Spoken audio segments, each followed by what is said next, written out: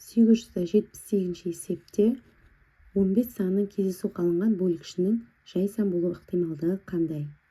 Біз алдымен 15 санның бөлгіштерін жазып шығайық.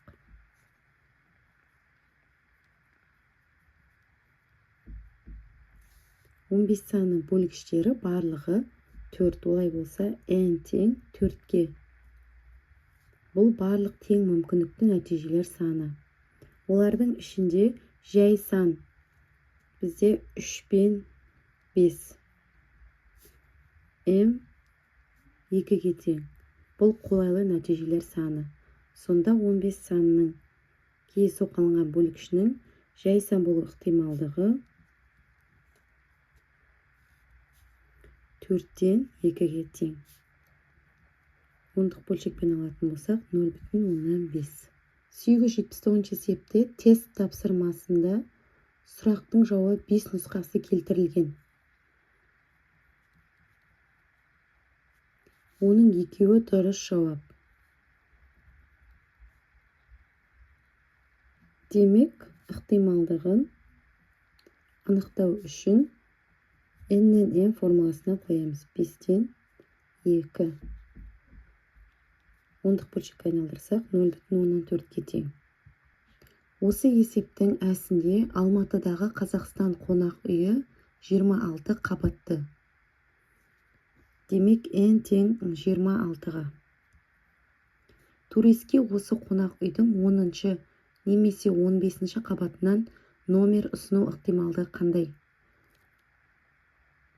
Бұл қолайлы нәтижелер саны 2-ге тең. Сонда алынған жауаптың ықтималдығы 26-дан 2-ге тең.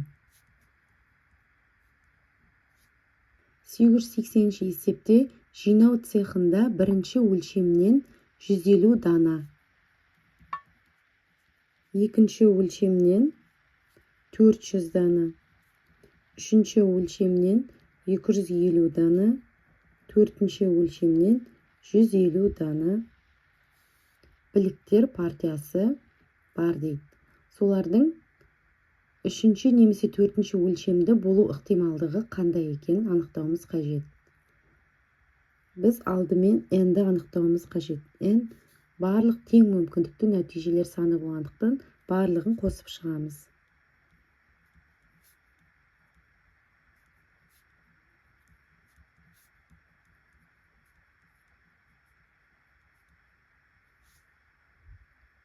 Үшінші және төртінші өлшемді біліктер саны m 250, 150. Олардың қосындысы 400-ге тең. Бұл қолайлы нәтижелер саны болады. Сондықтан кездейсоқ алынған біліктің үшінші немесе төртінші өлшемді болу ықтималдығы 950-ден 400-ге тең. Қысқартатын болсақ 19-дан 8. 881 есепте кесте берілген қала тұрғындарын жас шамасы бойынша орналастыру мәліметі келтірілген екен. Олардың ішінен 20 жастан кіші болу ықтималдығын процентпен жазу қажет.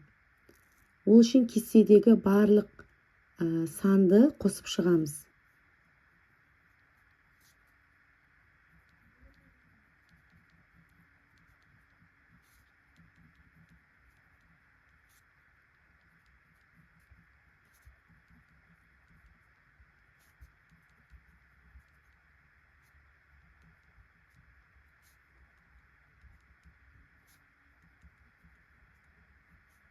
Бұл барлық тең мүмкіндікті нәтижелер саны. Олардың 20 жастан кішілерінің саны 12,3 пен 15,4. Нәтижесі 27,7 мың адам. Сонда кездейсоқ алынған тұрғынның ықтималдығы 20 жастан кіші болуы. n-нен m 101-ден 27,7.